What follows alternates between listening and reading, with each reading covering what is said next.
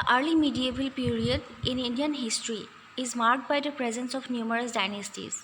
Some of the important dynasties that were present in India were Pallavas and Cholas in southern India, Palas in eastern India, Gahadavalas in northern India, and Gurjara Pratiharas in northwestern side of Indian subcontinent.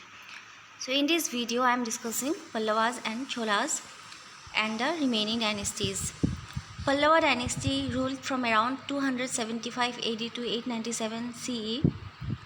So AD or CE interchangeably means the common era or Anno Domini. That means the time since the birth of the Christ. Mahendravarman I and Narasimhavarman were two important Pallava rulers who established the territorial supremacy of Pallavas in southern India. Mahendravarman I was a patron of early Tamil culture. He was a contemporary of Chalukyan ruler Pulkeshin II and Vardhana ruler Harsha. Mahendravarman I is also credited for composing Mattavilasa Prahasana. It is a comedy.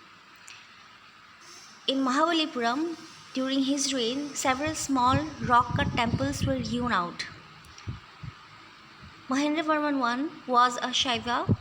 He was reportedly converted to Shaivism by Bhakti Saint Appar. Mahendravarman I was defeated by Chalukyas led by Pulkeshin II. It was soon followed by his death. So after his death, his son Narasimhavarman avenged the defeat of Mahendravarman I. He defeated Chalukyas and took the title of Vatapikonda. When it comes to the administrative structure of the Pallavas, we know that Kanchipuram was the capital. The Pallavas were Hindu and they followed Vedic rituals. Agriculture was the main occupation and the villages were the basic units of administration. So Sabha and Ur, they were the two village assemblies that were present at village level. The justice was also delivered at village level. There were dharmasanas where justice were delivered. Between the villages and the king, there was another level of administration called Kottam. The other important dynasty in southern India is the Cholas. So after the decline of the Pallavas, the Cholas came into prominent position. This is the second dynasty of the Cholas and this dynasty ruled from 9th to 13th centuries. When it comes to the nature of administration or the nature of polity of the Cholas, there are different opinions available. According to Nilakanta Shastri, the Chola state was a centralized state. Bertenstein, however, applied segmentary state model in context of the Chola state. So Bertenstein argued that the king had ritual sovereignty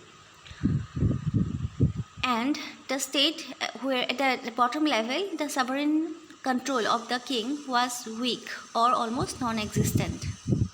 The state had a sort of pyramidal structure as argued by Bertenstein.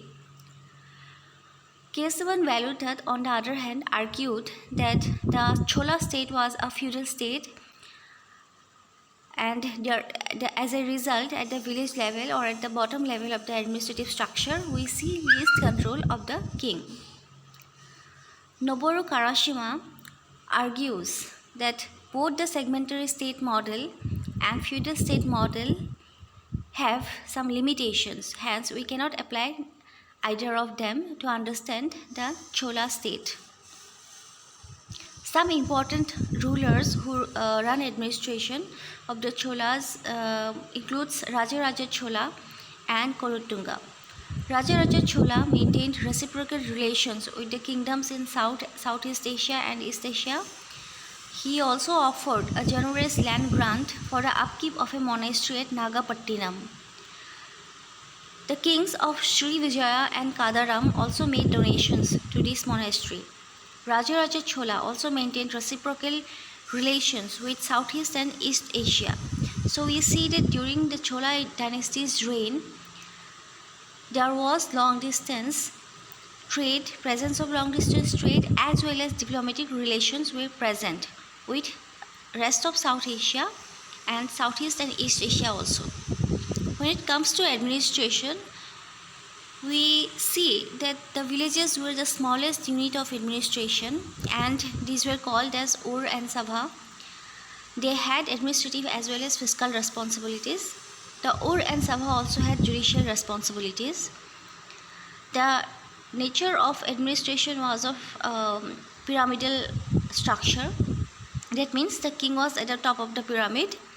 Just beneath the king, the entire state was divided into separate provinces, and these provinces were called as Mandalam.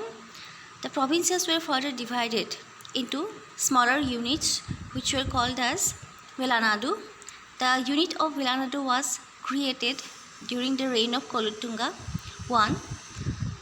Beneath the Velanadus, there were several Nadus, and beneath the Nadus, there were several villages.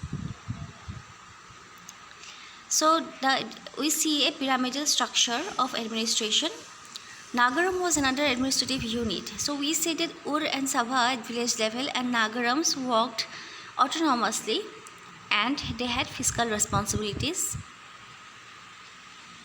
The next important dynasty of this time period is the Palas. The Pala dynasty ruled over parts of North Bengal and Bihar. The time period of the Pala dynasty is from around 750 to 1161 CE or Common Era. The Gopala was the founder of Pala dynasty.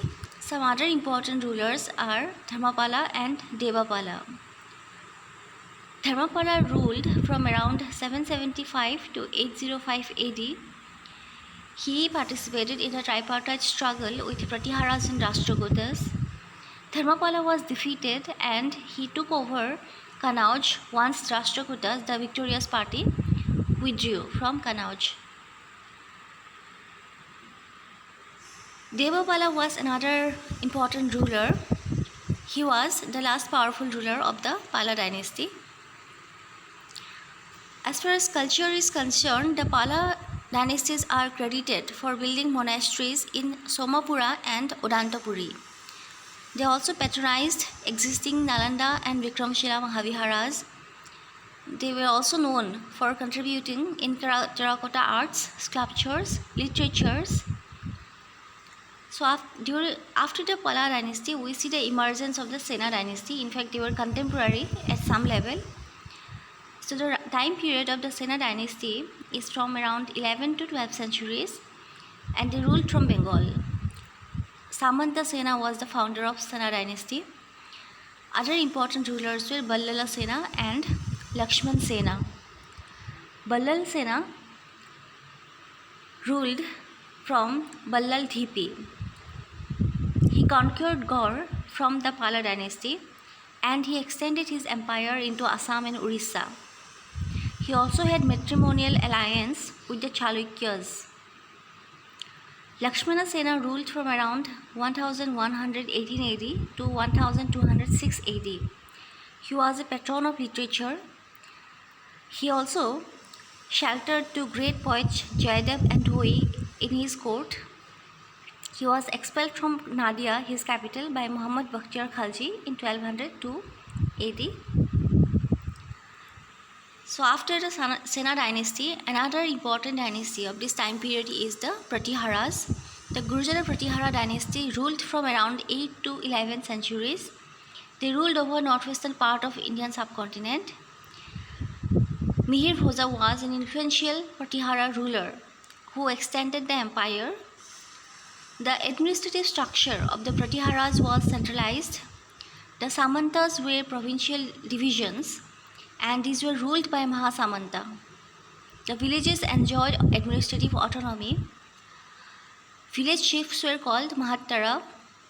Gramapati assisted Mahattaras in village administration.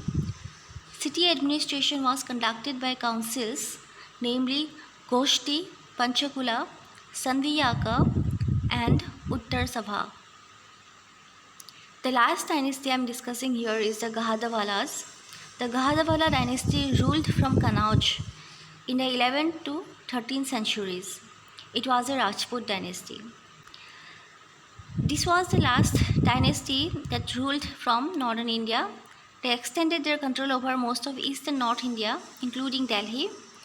They fought against increasing Central Asian influence, and they also fought against the contemporary Hindu states such as Kalachuri and Sena.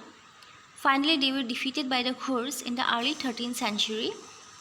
So these are some of the Indian dynasties that were present in early medieval period.